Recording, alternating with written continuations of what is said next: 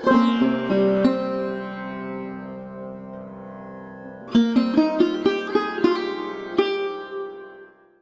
भक्तों, शनिवार के दिन जो भी भक्त सूर्यपुत्र भगवान शनिदेव जी के इस मंत्र का जाप करता है या सुनता भी है तो उसका बुरे से बुरा समय भी अच्छे समय में बदल जाता है। फिर चाहे वह शनि की ढैया हो या साढ़े साती हो, सभी का प्रभाव शनिदेव जी बहुत कम कर देते हैं, क्योंकि जिस व्यक्ति की कुंडली में शनि की ढैया या साढ़े साती का प्रभाव चल रहा होता है, वह व्यक्ति चारों तरफ से समस्याओं से घिर जाता है और धन की कमी हो जाती है। अनावश्यक भाग दौड़ बनी रहती है, कर्ज का बोझ बढ़ने लगता है, घर में कलह होने लगती है, धंधा व्यवसाय चौपट होने लगता है, कोर्ट कचहरी के मामले प्रारंभ हो जाते हैं, प्रतिदिन नई नई बीमारियां उत्पन्न होने लगती हैं। मनुष्य मानसिक, शारीरिक व आर्थिक रूप से बहुत परेशान हो जाता है। कभी कभी तो जिस व्यक्ति के ऊपर शनि की ढैया और साढ़े साती का प्रभाव होता है, वह व्यक्ति मृत्यु तक को भी प्राप्त हो जाता है। कुल मिलाकर ज्योतिषाचार्य का यह कहना है कि शनि की ढैया व साढ़े साती की दशा से खराब दशा कोई नहीं होती है। प्रिय भक्तों, शनि की ढैया व साढ़े साती प्रत्येक मनुष्य के जीवन में कई बार आती है, और जब जब यह दशाएं मनुष्य के जीवन में आती हैं तो मनुष्य को आदि व्याधि से घेर लेती है। प्रिय भक्तों, ज्योतिष आचार्य का तो यहाँ तक कहना है कि जिस व्यक्ति के ऊपर शनि की ढैया या साढ़े साती का प्रभाव चल रहा होता है, वह व्यक्ति अगर अपने हाथ से कोई पशु जैसे गाय, भैंस, बकरी, बैल आदि खरीद कर घर लाए तो वह पशु भी मृत्यु को प्राप्त हो जाता है। प्रिय भक्तों, शनिवार के दिन शनिदेव जी के इस मंत्र का जाप करना या सुनना बहुत ही फलदायी होता है। अगर आप उपरोक्त सभी समस्याओं से पीड़ित हैं, भविष्य में इन समस्याओं से बचना चाहते हैं, तो प्रत्येक शनिवार को शनिदेव जी के इस मंत्र का जाप अवश्य करना चाहिए। प्रिय भक्तों, शनिदेव का यह मंत्र बहुत ही सरल है, इसे कोई भी व्यक्ति जाप कर सकता है।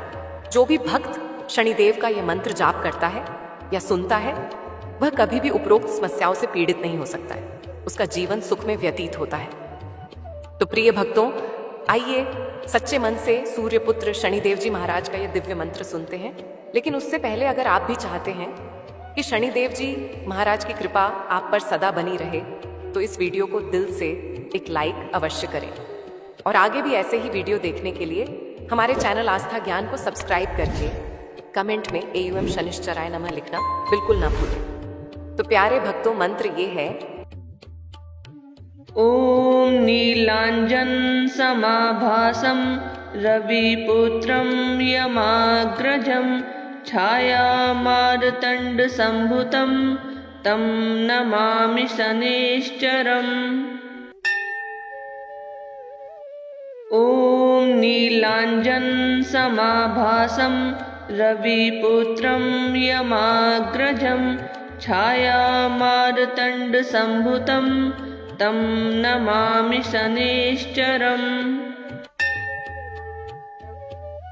ओम नीलांजन समाभासं रविपुत्रं यमाग्रजं छायामार्तण्ड संभुतं तं नमामि शनैश्चरम्।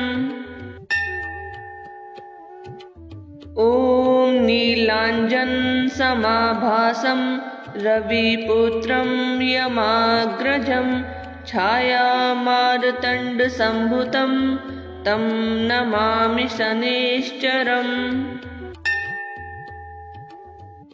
ओम नीलांजन समाभासं रविपुत्रं यमाग्रजं छायामार्तण्ड संभुतं तं नमामि शनैश्चरम्। ओम नीलांजन समाभासं रविपुत्रं यमाग्रजं छायामार्तण्ड संभुतं तं नमामि शनैश्चरम्। ओम नीलांजन समाभासं रविपुत्रं यमाग्रजं छायामार्तण्ड संभुतं तं नमामि शनैश्चरम्। ॐ नीलाञ्जनसमाभासं रविपुत्रं यमाग्रजं छायामार्तण्डसम्भुतं तं नमामि शनैश्चरम्। ॐ नीलाञ्जनसमाभासं रविपुत्रं यमाग्रजं छायामार्तण्डसम्भुतं तं नमामि शनैश्चरम्। ॐ नीलाञ्जनसमाभासं रविपुत्रं यमाग्रजं छायामार्तण्डसम्भुतं तं नमामि शनैश्चरम्। ॐ नीलाञ्जनसमाभासं रविपुत्रं यमाग्रजं छायामार्तण्डसम्भुतं तं नमामि शनैश्चरम्। ॐ नीलाञ्जनसमाभासं रविपुत्रं यमाग्रजं छायामार्तण्डसम्भुतं तं नमामि शनैश्चरम्। ॐ नीलाञ्जनसमाभासं रविपुत्रं यमाग्रजं छायामार्तण्डसम्भुतं तं नमामि शनैश्चरम्। ॐ नीलाञ्जनसमाभासं रविपुत्रं यमाग्रजं छायामार्तण्डसम्भुतं तं नमामि शनैश्चरम्। ॐ नीलाञ्जनसमाभासं रविपुत्रं यमाग्रजं छायामार्तण्डसम्भुतं तं नमामि शनैश्चरम्। ॐ नीलाञ्जनसमाभासं रविपुत्रं यमाग्रजं छायामार्तण्डसम्भुतं तं नमामि शनैश्चरम्। ॐ नीलाञ्जनसमाभासं रविपुत्रं यमाग्रजं छायामार्तण्डसम्भुतं तं नमामि शनैश्चरम्।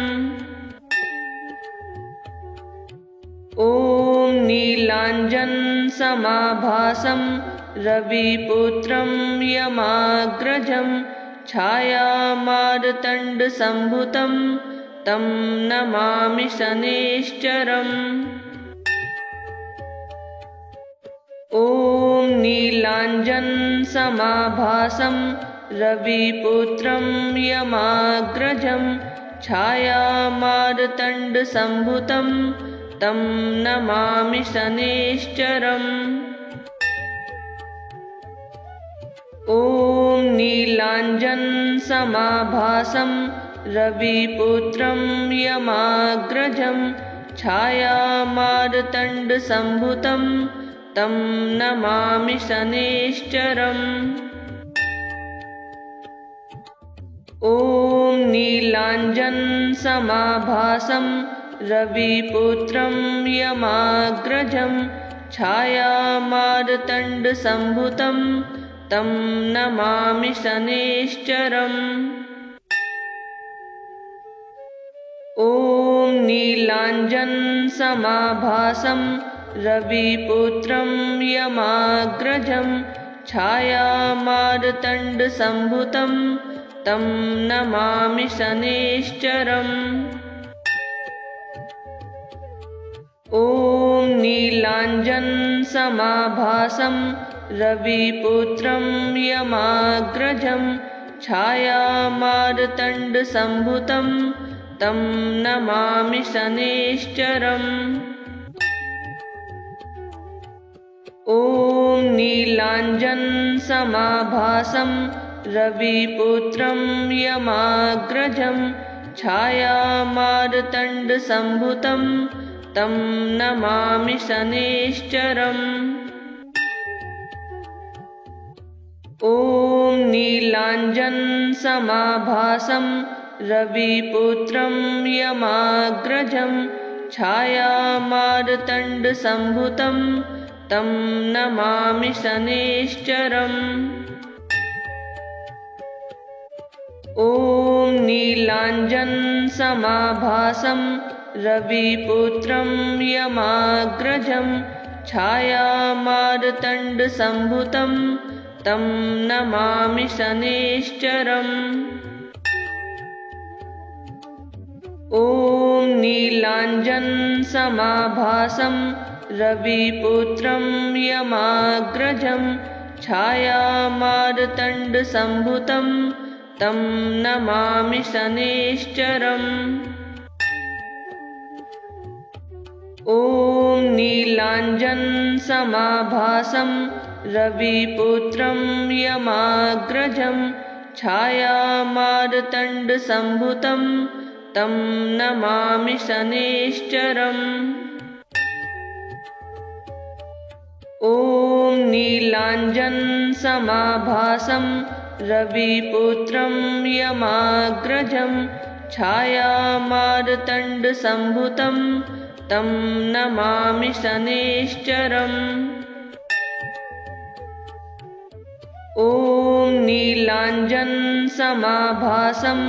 रविपुत्रं यमाग्रजं छायामार्तण्डसम्भुतं तं नमामि शनैश्चरम्। ॐ नीलाञ्जनसमाभासं रविपुत्रं यमाग्रजं छायामार्तण्डसम्भुतं तं नमामि शनैश्चरम्।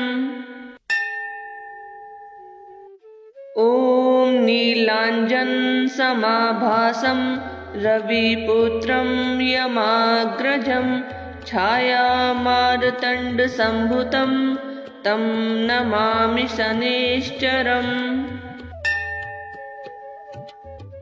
ॐ नीलाञ्जनसमाभासं रविपुत्रं यमाग्रजं छायामार्तण्डसम्भुतं तं नमामि शनैश्चरम्।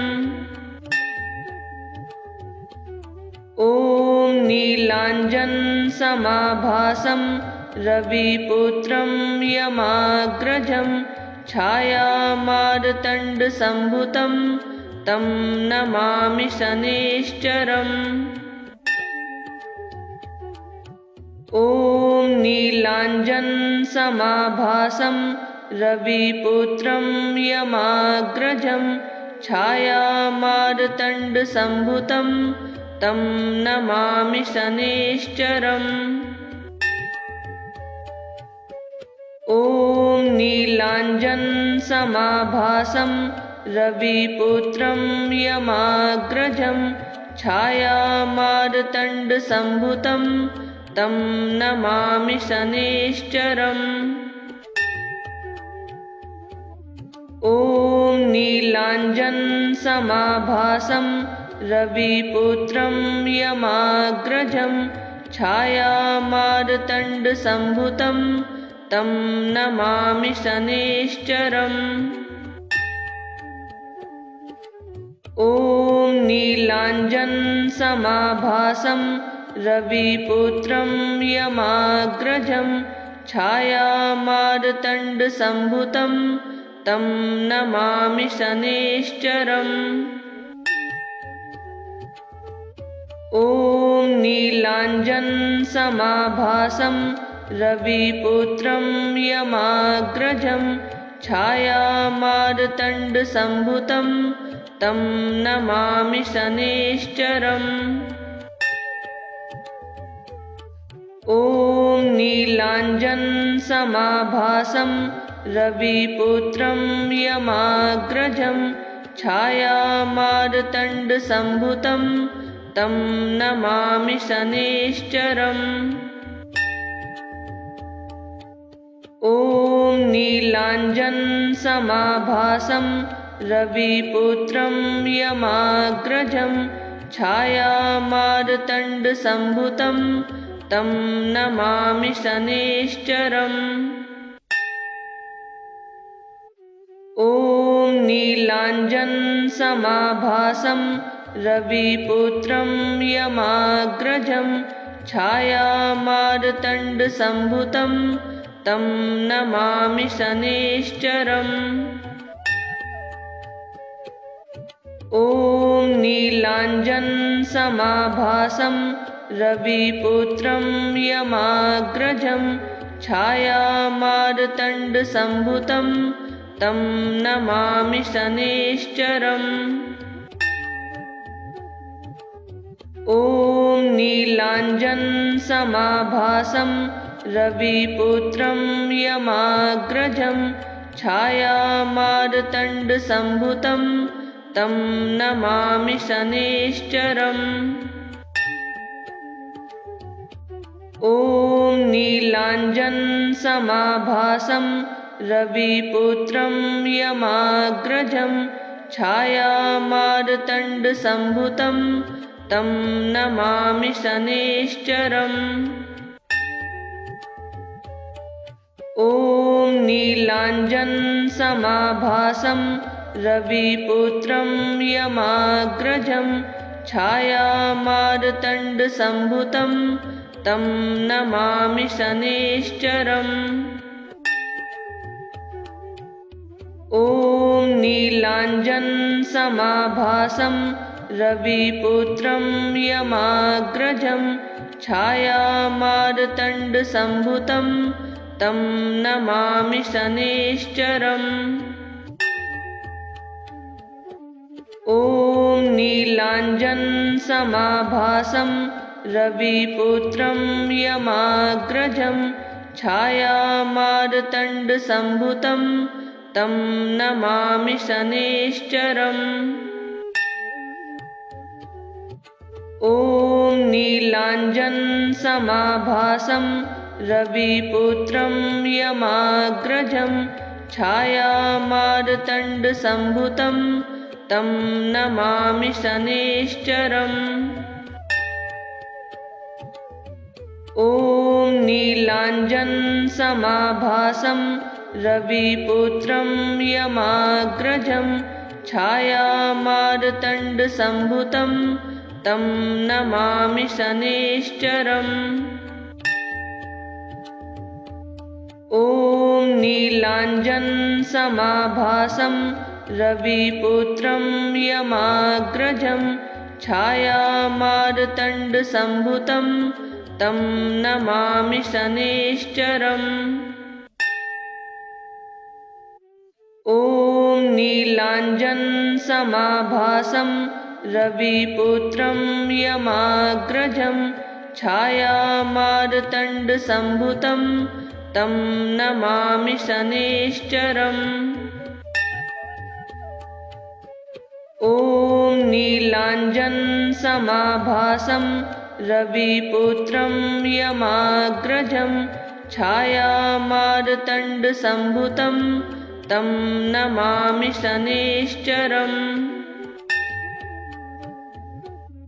ॐ नीलाञ्जनसमाभासं रविपुत्रं यमाग्रजं छायामार्तण्डसम्भुतं तं नमामि शनैश्चरम्।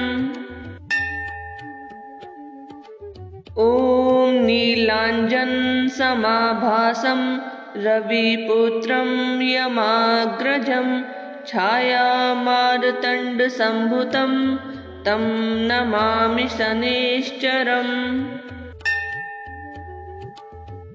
ॐ नीलाञ्जनसमाभासं रविपुत्रं यमाग्रजं छायामार्तण्डसम्भुतं तं नमामि शनैश्चरम्।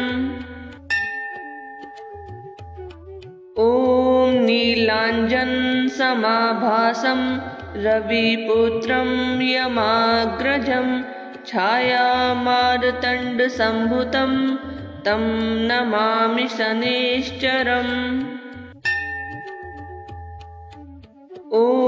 नीलाञ्जनसमाभासं रविपुत्रं यमाग्रजं छायामार्तण्डसम्भुतं तं नमामि शनैश्चरम्। ॐ नीलाञ्जनसमाभासं रविपुत्रं यमाग्रजं छायामार्तण्डसम्भुतं तं नमामि शनैश्चरम्। ॐ नीलाञ्जनसमाभासं रविपुत्रं यमाग्रजं छायामार्तण्डसम्भुतं तं नमामि शनैश्चरम्। ॐ नीलाञ्जनसमाभासं रविपुत्रं यमाग्रजं छायामार्तण्डसम्भुतं तं नमामि शनैश्चरम्। ॐ नीलाञ्जनसमाभासं रविपुत्रं यमाग्रजं छायामार्तण्डसम्भुतं तं नमामि शनैश्चरम्।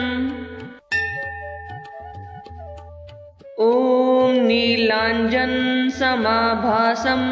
रविपुत्रं यमाग्रजं छायामार्तण्डसम्भुतं तं नमामि शनैश्चरम्। ॐ नीलाञ्जनसमाभासं रविपुत्रं यमाग्रजं छायामार्तण्डसम्भुतं तं नमामि शनैश्चरम्।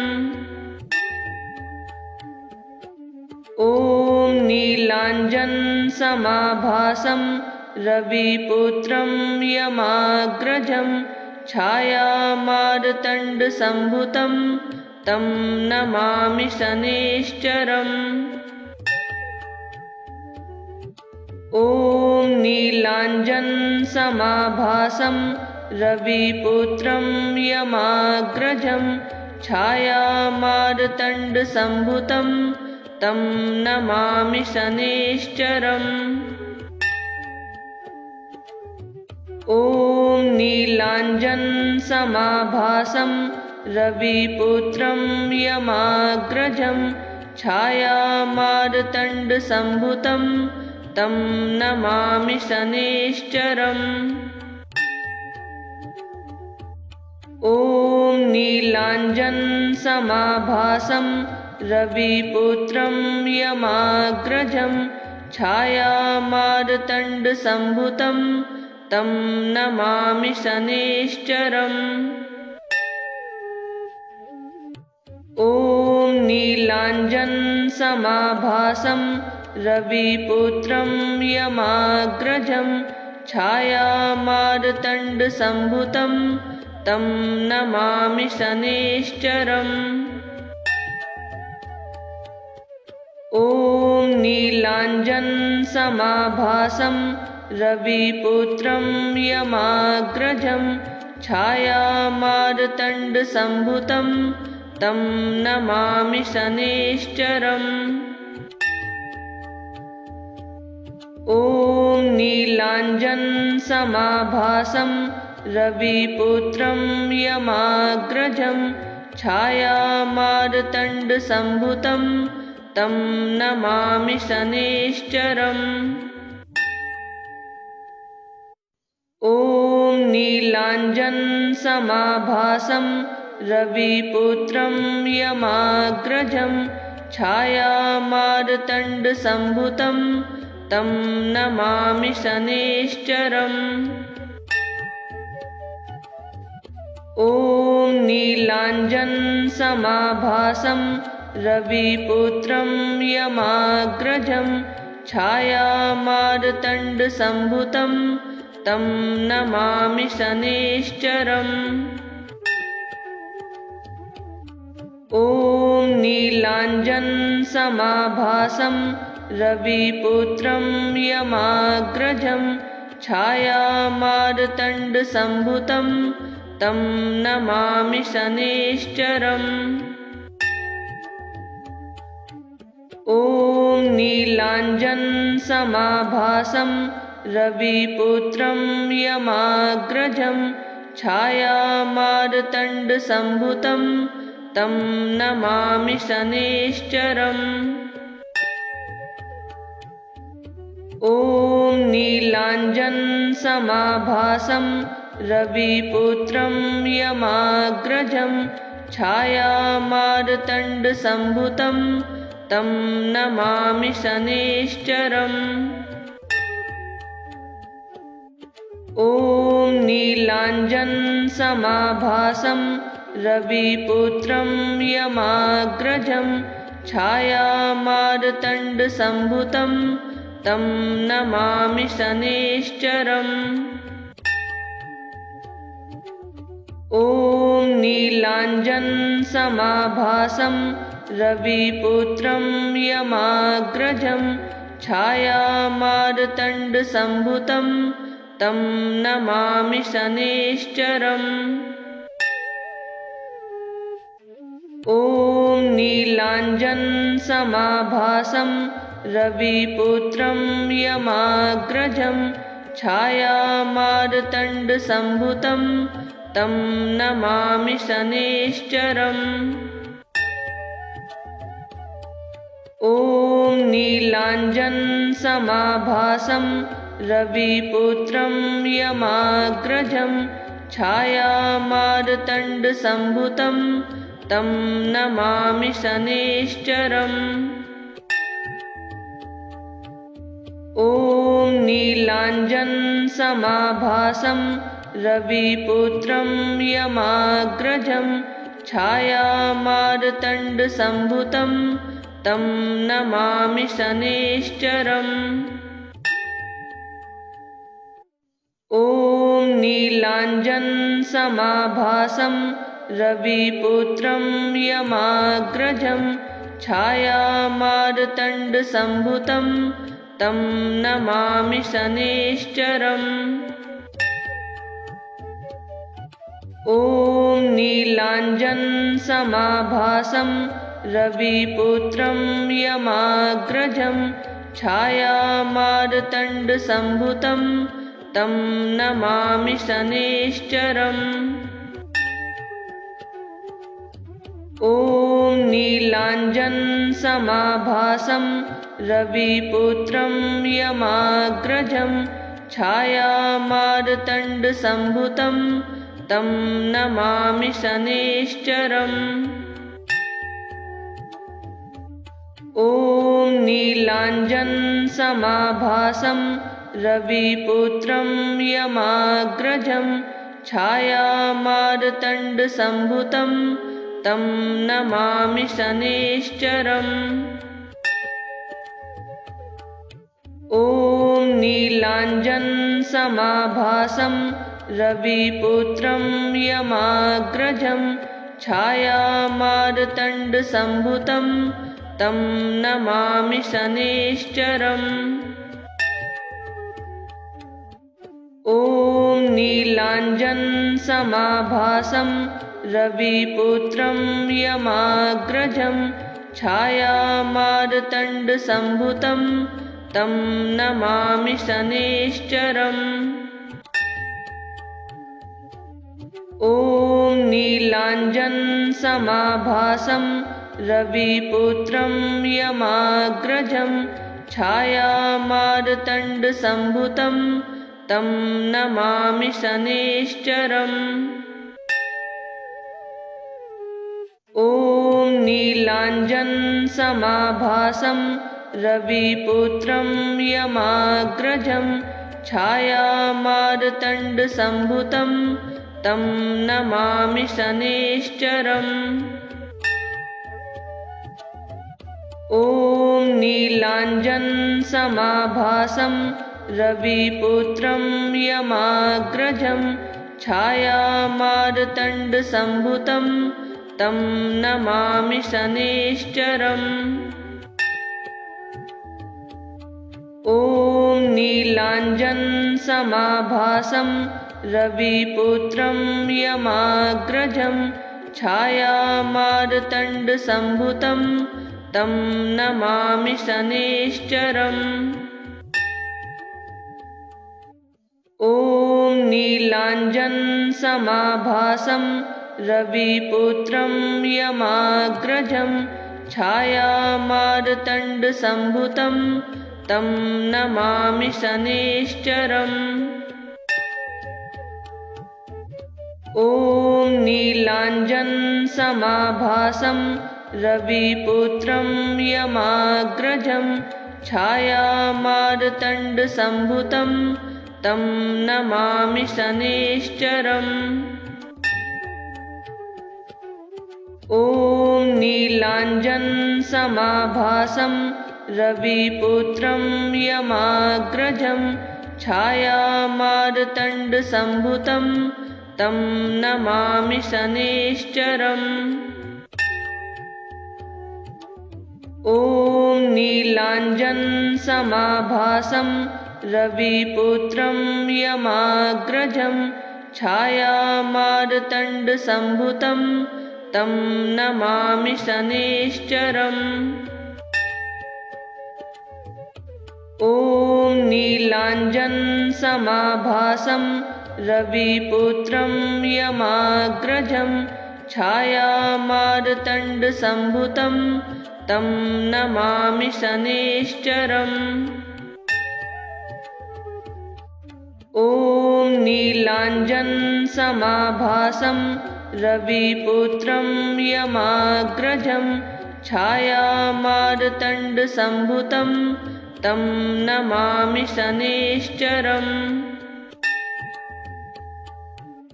ॐ नीलाञ्जनसमाभासं रविपुत्रं यमाग्रजं छायामार्तण्डसम्भुतं तं नमामि शनैश्चरम्। ॐ नीलाञ्जनसमाभासं रविपुत्रं यमाग्रजं छायामार्तण्डसम्भुतं तं नमामि शनैश्चरम्। ॐ नीलाञ्जनसमाभासं रविपुत्रं यमाग्रजं छायामार्तण्डसम्भुतं तं नमामि शनैश्चरम्। ॐ नीलाञ्जनसमाभासं रविपुत्रं यमाग्रजं छायामार्तण्डसम्भुतं तं नमामि शनैश्चरम्। ॐ नीलाञ्जनसमाभासं रविपुत्रं यमाग्रजं छायामार्तण्डसम्भुतं तं नमामि शनैश्चरम्। ॐ नीलाञ्जनसमाभासं रविपुत्रं यमाग्रजं छायामार्तण्डसम्भुतं तं नमामि शनैश्चरम्। ॐ नीलाञ्जनसमाभासं रविपुत्रं यमाग्रजं छायामार्तण्डसम्भुतं तं नमामि शनैश्चरम्। ॐ नीलाञ्जनसमाभासं रविपुत्रं यमाग्रजं छायामार्तण्डसम्भुतं तं नमामि शनैश्चरम्।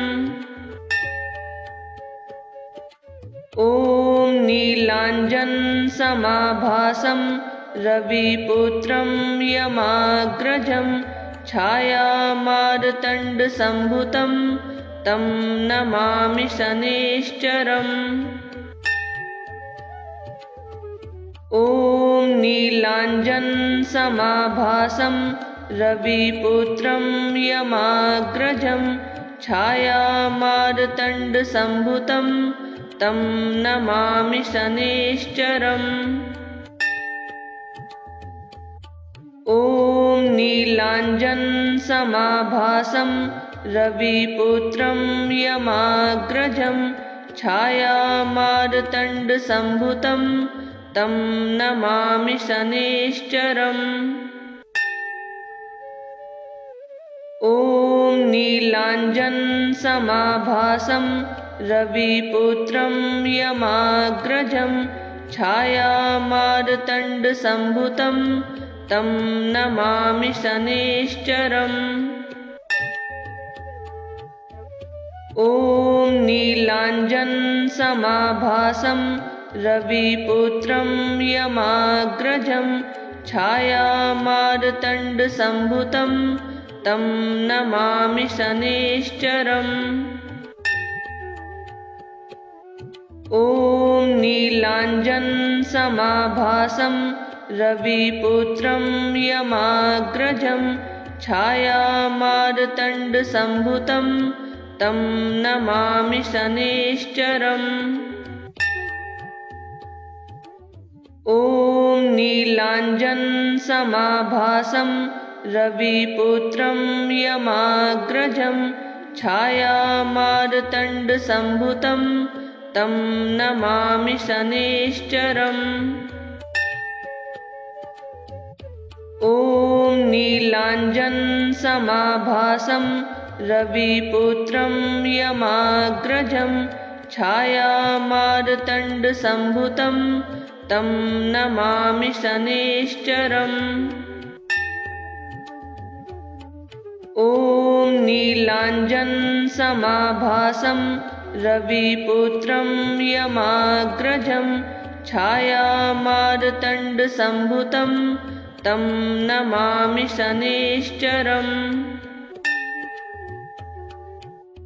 ॐ नीलाञ्जनसमाभासं रविपुत्रं यमाग्रजं छायामार्तण्डसम्भुतं तं नमामि शनैश्चरम्।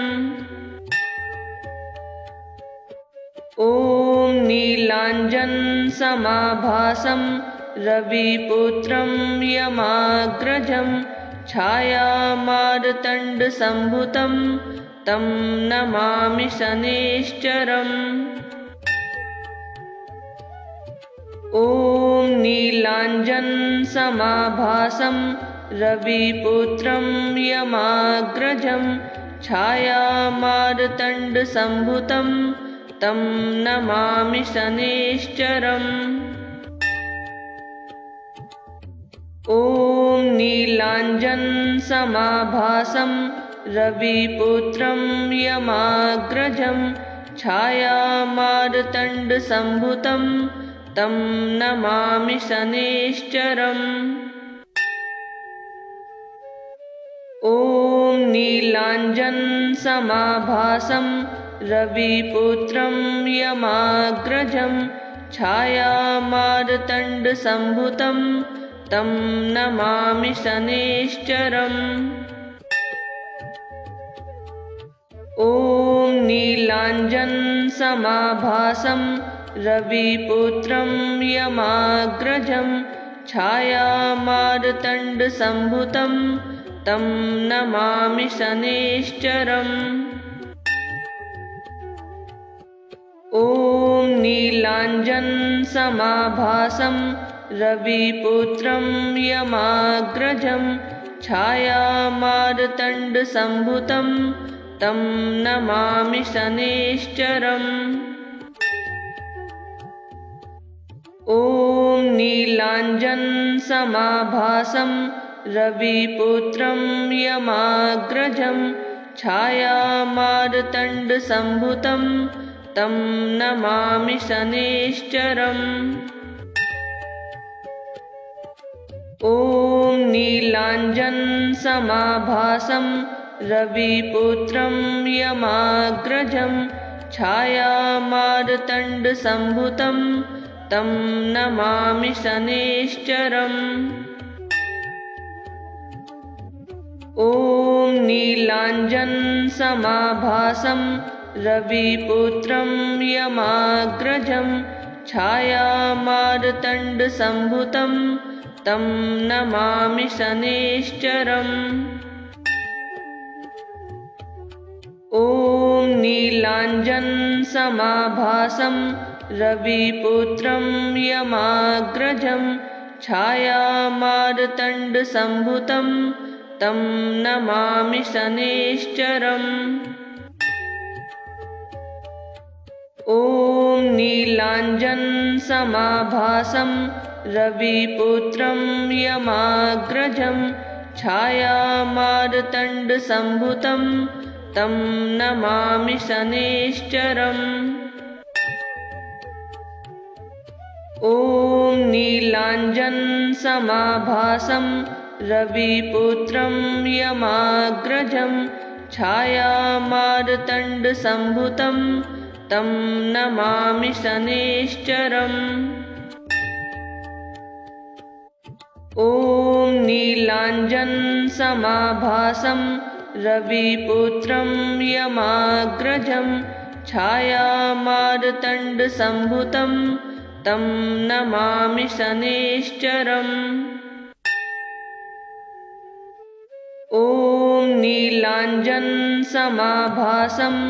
रविपुत्रं यमाग्रजं छायामार्तण्डसम्भुतं तं नमामि शनैश्चरम्। ॐ नीलाञ्जनसमाभासं रविपुत्रं यमाग्रजं छायामार्तण्डसम्भुतं तं नमामि शनैश्चरम्। ॐ नीलाञ्जनसमाभासं रविपुत्रं यमाग्रजं छायामार्तण्डसम्भुतं तं नमामि शनैश्चरम्। ॐ नीलाञ्जनसमाभासं रविपुत्रं यमाग्रजं छायामार्तण्डसम्भुतं तं नमामि शनैश्चरम्। ॐ नीलाञ्जनसमाभासं रविपुत्रं यमाग्रजं छायामार्तण्डसम्भुतं तं नमामि शनैश्चरम्। ॐ नीलाञ्जनसमाभासं रविपुत्रं यमाग्रजं छायामार्तण्डसम्भुतं तं नमामि शनैश्चरम्। ॐ नीलाञ्जनसमाभासं रविपुत्रं यमाग्रजं छायामार्तण्डसम्भुतं तं नमामि शनैश्चरम्। ॐ नीलाञ्जनसमाभासं रविपुत्रं यमाग्रजं छायामार्तण्डसम्भुतं तं नमामि शनैश्चरम्। ॐ नीलाञ्जनसमाभासं रविपुत्रं यमाग्रजं छायामार्तण्डसम्भुतं तं नमामि शनैश्चरम्। ॐ नीलाञ्जनसमाभासं रविपुत्रं यमाग्रजं छायामार्तण्डसम्भुतं तं नमामि शनैश्चरम्। ॐ नीलाञ्जनसमाभासं रविपुत्रं यमाग्रजं छायामार्तण्डसम्भुतं तं नमामि शनैश्चरम्। ॐ नीलाञ्जनसमाभासं रविपुत्रं यमाग्रजं छायामार्तण्डसम्भुतं तं नमामि शनैश्चरम्। ॐ नीलाञ्जनसमाभासं रविपुत्रं यमाग्रजं छायामार्तण्डसम्भुतं तं नमामि शनैश्चरम्। ॐ नीलाञ्जनसमाभासं रविपुत्रं यमाग्रजं छायामार्तण्डसम्भुतं तं नमामि शनैश्चरम्। ॐ नीलाञ्जनसमाभासं रविपुत्रं यमाग्रजं छायामार्तण्डसम्भुतं तं नमामि शनैश्चरम्। ॐ नीलाञ्जनसमाभासं रविपुत्रं यमाग्रजं छायामार्तण्डसम्भुतं तं नमामि शनैश्चरम्। ॐ नीलाञ्जनसमाभासं रविपुत्रं यमाग्रजं छायामार्तण्डसम्भुतं तं नमामि शनैश्चरम्। ॐ नीलाञ्जनसमाभासं रविपुत्रं यमाग्रजं छायामार्तण्डसम्भुतं तं नमामि शनैश्चरम्। ॐ नीलाञ्जनसमाभासं रविपुत्रं यमाग्रजं छायामार्तण्डसम्भुतं तं नमामि शनैश्चरम्। ॐ नीलाञ्जनसमाभासं रविपुत्रं यमाग्रजं छायामार्तण्डसम्भुतं तं नमामि शनैश्चरम्। ॐ नीलाञ्जनसमाभासं रविपुत्रं यमाग्रजं छायामार्तण्डसम्भुतं तं नमामि शनैश्चरम्। ॐ नीलाञ्जनसमाभासं रविपुत्रं यमाग्रजं छायामार्तण्डसम्भुतं तं नमामि शनैश्चरम्। ॐ नीलाञ्जनसमाभासं रविपुत्रं यमाग्रजं छायामार्तण्डसम्भुतं तं नमामि शनैश्चरम्। ॐ नीलाञ्जनसमाभासं रविपुत्रं यमाग्रजं छायामार्तण्डसम्भुतं तं नमामि शनैश्चरम्।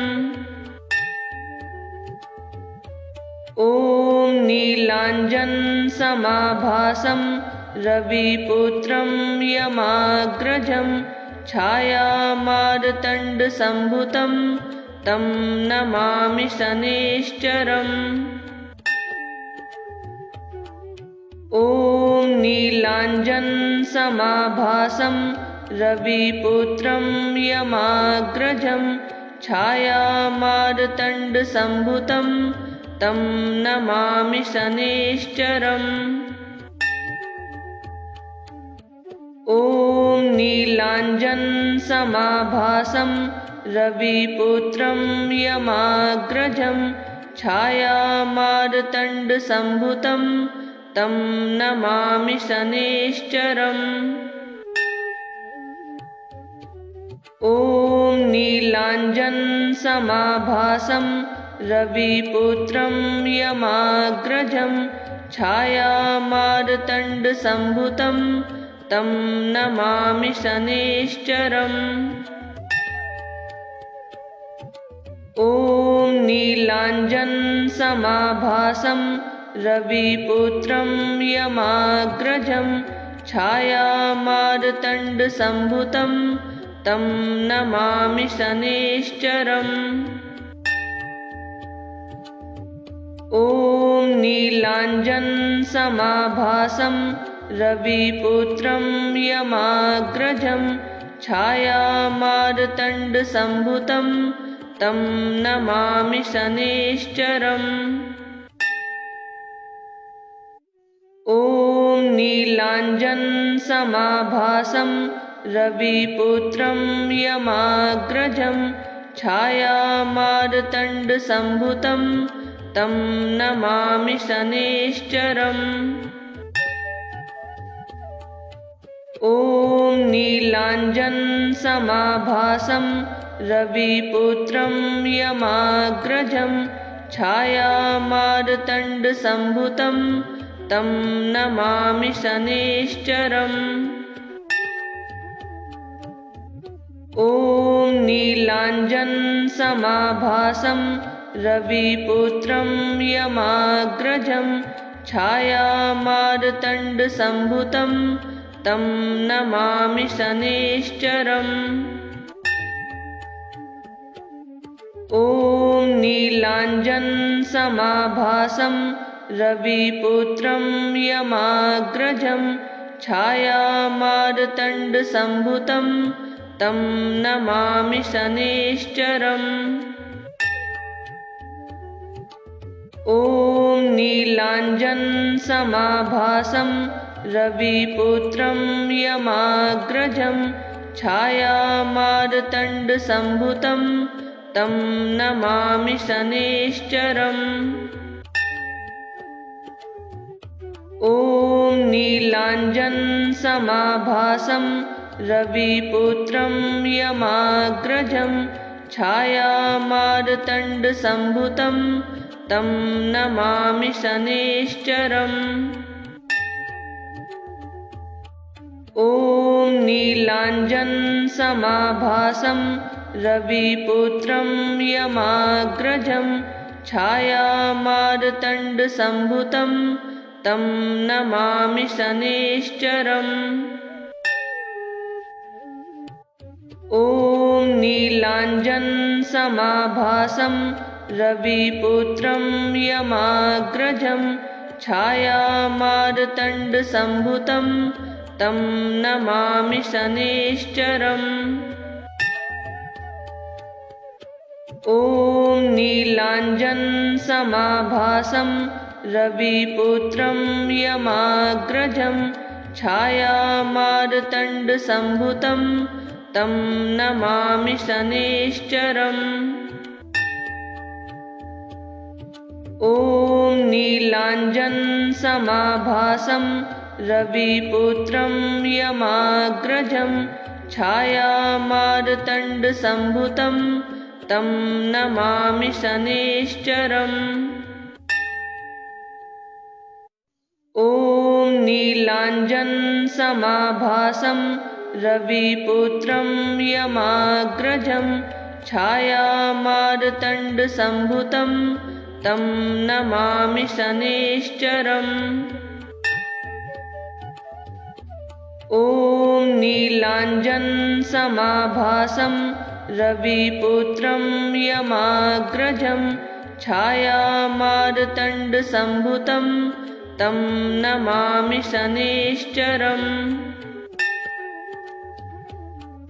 ॐ नीलाञ्जनसमाभासं रविपुत्रं यमाग्रजं छायामार्तण्डसम्भुतं तं नमामि शनैश्चरम्। ॐ नीलाञ्जनसमाभासं रविपुत्रं यमाग्रजं छायामार्तण्डसम्भुतं तं नमामि शनैश्चरम्। ॐ नीलाञ्जनसमाभासं रविपुत्रं यमाग्रजं छायामार्तण्डसम्भुतं तं नमामि शनैश्चरम्। ॐ नीलाञ्जनसमाभासं रविपुत्रं यमाग्रजं छायामार्तण्डसम्भुतं तं नमामि शनैश्चरम्। ॐ नीलाञ्जनसमाभासं रविपुत्रं यमाग्रजं छायामार्तण्डसम्भुतं तं नमामि शनैश्चरम्। ॐ नीलाञ्जनसमाभासं रविपुत्रं यमाग्रजं छायामार्तण्डसम्भुतं तं नमामि शनैश्चरम्। ॐ नीलाञ्जनसमाभासं रविपुत्रं यमाग्रजं छायामार्तण्डसम्भुतं तं नमामि शनैश्चरम्। ॐ नीलाञ्जनसमाभासं रविपुत्रं यमाग्रजं छायामार्तण्डसम्भुतं तं नमामि शनैश्चरम्। ॐ नीलाञ्जनसमाभासं रविपुत्रं यमाग्रजं छायामार्तण्डसम्भुतं तं नमामि शनैश्चरम्। ॐ नीलाञ्जनसमाभासं रविपुत्रं यमाग्रजं छायामार्तण्डसम्भुतं तं नमामि शनैश्चरम्। ॐ नीलाञ्जनसमाभासं रविपुत्रं यमाग्रजं छायामार्तण्डसम्भुतं तं नमामि शनैश्चरम्। ॐ नीलाञ्जनसमाभासं रविपुत्रं यमाग्रजं छायामार्तण्डसम्भुतं तं नमामि शनैश्चरम्।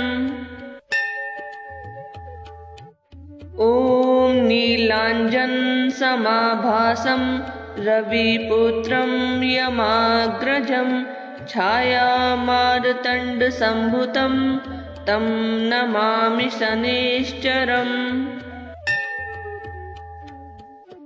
ॐ नीलाञ्जनसमाभासं रविपुत्रं यमाग्रजं छायामार्तण्डसम्भुतं तं नमामि शनैश्चरम्। ॐ नीलाञ्जनसमाभासं रविपुत्रं यमाग्रजं छायामार्तण्डसम्भुतं तं नमामि शनैश्चरम्। ॐ नीलाञ्जनसमाभासं रविपुत्रं यमाग्रजं छायामार्तण्डसम्भुतं तं नमामि शनैश्चरम्। ॐ नीलाञ्जनसमाभासं रविपुत्रं यमाग्रजं छायामार्तण्डसम्भुतं तं नमामि शनैश्चरम्। ॐ नीलाञ्जनसमाभासं रविपुत्रं यमाग्रजं छायामार्तण्डसम्भुतं तं नमामि शनैश्चरम्। ॐ नीलाञ्जनसमाभासं रविपुत्रं यमाग्रजं छायामार्तण्डसम्भुतं तं नमामि शनैश्चरम्। ॐ नीलाञ्जनसमाभासं रविपुत्रं यमाग्रजं छायामार्तण्डसम्भुतं तं नमामि शनैश्चरम्। ॐ नीलाञ्जनसमाभासं रविपुत्रं यमाग्रजं छायामार्तण्डसम्भुतं तं नमामि शनैश्चरम्। ॐ नीलाञ्जनसमाभासं रविपुत्रं यमाग्रजं छायामार्तण्डसम्भुतं तं नमामि शनैश्चरम्। ॐ नीलाञ्जनसमाभासं रविपुत्रं यमाग्रजं छायामार्तण्डसम्भुतं तं नमामि शनैश्चरम्। ॐ नीलाञ्जनसमाभासं रविपुत्रं यमाग्रजं छायामार्तण्डसम्भुतं तं नमामि शनैश्चरम्। ॐ नीलाञ्जनसमाभासं रविपुत्रं यमाग्रजं छायामार्तण्डसम्भुतं तं नमामि शनैश्चरम्। ॐ नीलाञ्जनसमाभासं रविपुत्रं यमाग्रजं छायामार्तण्डसम्भुतं तं नमामि शनैश्चरम्। ॐ नीलाञ्जनसमाभासं रविपुत्रं यमाग्रजं छायामार्तण्डसम्भुतं तं नमामि शनैश्चरम्।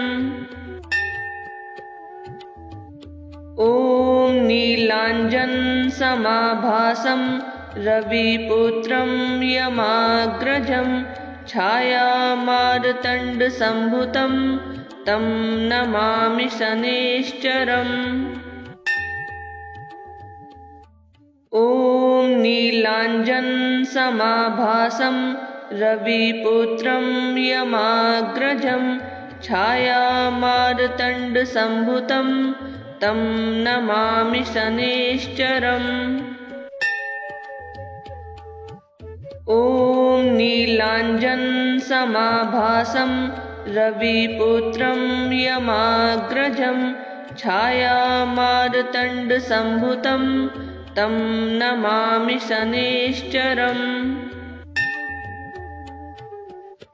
ॐ नीलाञ्जनसमाभासं रविपुत्रं यमाग्रजं छायामार्तण्डसम्भुतं तं नमामि शनैश्चरम्।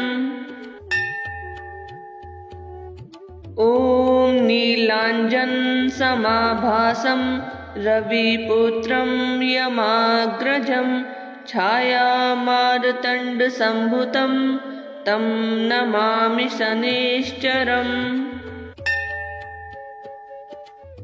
ॐ नीलाञ्जनसमाभासं